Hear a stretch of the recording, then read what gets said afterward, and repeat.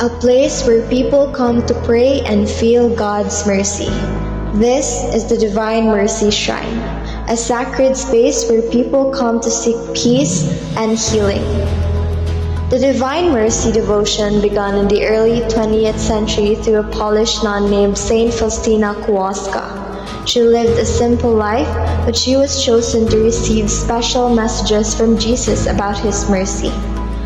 Between 1931 and 1938, Saint Faustina experienced several visions of Jesus. In one important vision, Jesus appeared to her wearing a white robe, with rays of red and pale light coming from his heart. Jesus asked her to have this image painted with the words, "Jesus, I trust in you." The red ray represents his blood, and the pale ray represents water, both symbols of salvation and mercy for humanity.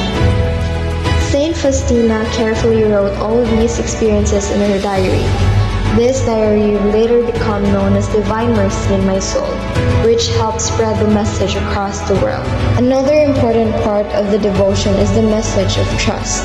Jesus wants to trust Him completely and to show mercy to others through our actions, words, and prayers. At first, the devotion faced challenges and was not widely accepted. However, it slowly gained recognition, especially through the support of Pope John II, who had deep devotion to the Divine Mercy.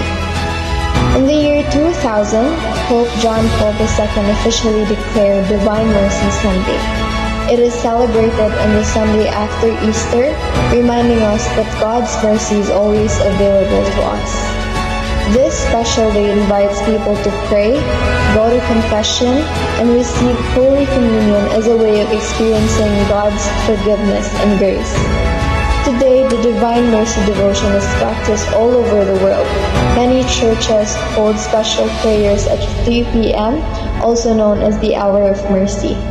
The message is simple yet powerful. It is that no matter how great our sins are, God's mercy is always greater. We are never alone, and we are always loved. It also teaches us an important lesson: to be merciful to others, forgiving, helping, and loving one another are ways we can live out this message every day. In times of difficulty, fear, or sadness, the Divine Mercy reminds us to hold on to faith and trust in God's plan. As young people, we can practice Divine Mercy by being kind and understanding to everyone around us. Even small acts of kindness can reflect God's mercy. A simple smile and forgiving someone can make a big difference. The history of Divine Mercy is not just a story from the past. It is a message that continues to guide us today. Jesus, we trust in you.